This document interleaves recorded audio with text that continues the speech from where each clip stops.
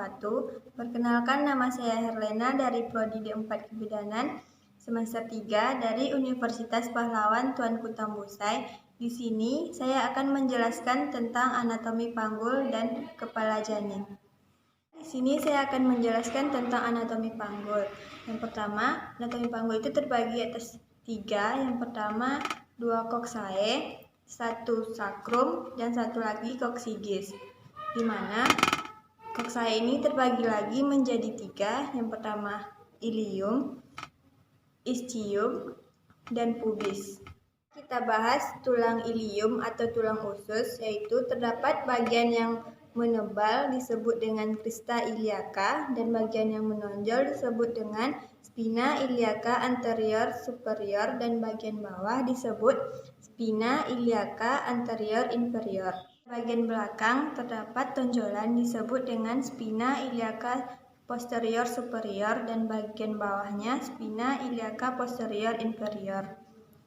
Dan bagian yang membagi antara pelvis mayor dan pelvis minor disebut dengan linea innominata.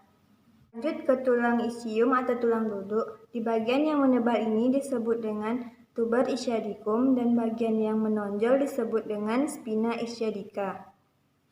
Kita lanjut ke tulang pubis atau tulang kemaluan. Di tulang kemaluan terdapat lubang yang disebut dengan foramen obturatorium dan acetabulum. Bagian tulang yang menghubungkan antara pubis dengan ilium disebut dengan ramus superior. Dan bagian bawah yang berhubungan dengan ischium disebut dengan ramus inferior. Ramus inferior kanan dan kiri membentuk arcus pubis. Tulang bagian depan yang dihubungkan oleh artikulasio disebut dengan simfisis pubis. Lanjut ke tulang sakrum. Tulang sakrum ini yaitu berbentuk segitiga yang melebar di bagian atas dan mengecil di bagian bawah. Di tulang sakrum ini terdapat 5 ruas tulang dan lubang yang disebut dengan foramen sacralia. Dan bagian yang membagi antara ilium dan sakrum disebut dengan artikulasio sacroiliaca. Lanjut ke tulang koksigis, yaitu terdiri dari 4 ruas tulang dan berhubungan dengan tulang sakrum. Perhubungan antara tulang sakrum dengan koksigis disebut dengan artikulasio sacrococcygeus. Kita lanjut ke ligamen. Yang pertama, ligamen sacroiliaca posterior yang dimulai dari sakrum bagian belakang ke ilium bagian belakang. Selanjutnya, ligamen sacroiliaca anterior yang dimulai dari sakrum bagian depan ke ilium bagian depan. Selanjutnya yaitu ligamen sacrospinosum yang dimulai dari sakrum ke spina ischiadicum. Selanjutnya ligamentum sacrotuberosum yang dimulai dari sakrum ke tuber ischiadicum. Lanjut ke PAP atau pintu atas panggul, di mana pintu atas panggul ini dibagi menjadi 3 ukuran. Ukuran pertama yaitu conjuncta vera yang diukur dari promotorium ke tepi atas simfisis. Ukurannya yaitu 11 cm. Yang kedua yaitu ukuran transversa atau melintang yang diukur dari linea innominata kiri dan linea innominata kanan. Ukurannya yaitu 12,5 sampai 13 cm. Yang ketiga yaitu ukuran oblik atau ukuran serong. Diukur dari artikulasio sacroiliaca ke tuberculum pubicum. Ukurannya yaitu 13 cm. Kita lanjut ke ukuran pintu bawah panggul. Yang pertama, ukuran muka belakang yang diukur dari pinggir bawah simfisis ke ujung sakrum. Ukurannya yaitu 11,5 cm. Selanjutnya yaitu ukuran melintang yang diukur dari tuber ischiadicum kiri dan kanan ke sebelah dalam.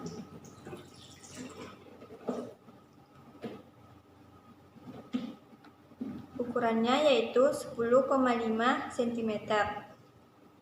Selanjutnya diameter sagittalis posterior yang diukur dari ujung sakrum ke pertengahan ukuran melintang. Ukurannya yaitu 7,5 cm.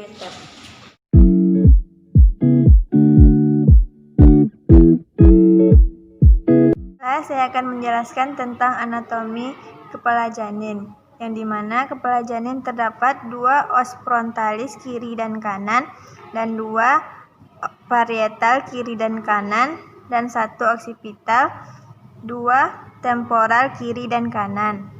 Lanjut ke bagian sutura, yaitu sutura frontalis, sutura coronalis, sutura sagittalis, dan sutura lambdoidalis. Kita lanjut ke frontanel minor atau ubun-ubun kecil, di mana frontanel minor ini berbentuk segitiga dan terdapat sutura sagittalis yang bersilang dengan sutura lambdoidalis. Sutura ini sebagai menunjuk letak belakang kepala. Ke frontanel mayor atau ubun-ubun besar, di mana dia berbentuk segi empat dengan sutura sagittalis, sutura frontalis bersilang dengan sutura coronalis, yaitu sebagai penunjuk letak puncak kepala. Kita lanjut ke diameter kepala janin. Yang pertama, suboccipito-bregmatica. Dari suboccipito ke bregmatica, ukurannya yaitu 10 cm. Jika melingkar, ukurannya 32 cm. Selanjutnya, suboccipito frontalis. Dari suboccipito ke frontalis, ukurannya yaitu 11 cm. Selanjutnya, fronto-occipital. Dari frontal ke occipital, ukurannya 12 cm. Jika melingkar, ukurannya 34 cm. Selanjutnya, occipito-mento. Dari occipital ke mento atau dagu, ukurannya yaitu 13 cm. Jika melingkar, ukurannya 35 cm. Selanjutnya, submento-bregmatica, yaitu dari bawah dagu ke bregmatica atau ubun-ubun besar, ukurannya yaitu 10 cm. Jika melingkar, ukurannya 32 cm. Selanjutnya, biparietal, yaitu dari parietal kanan ke parietal kiri, ukurannya 9,5 cm.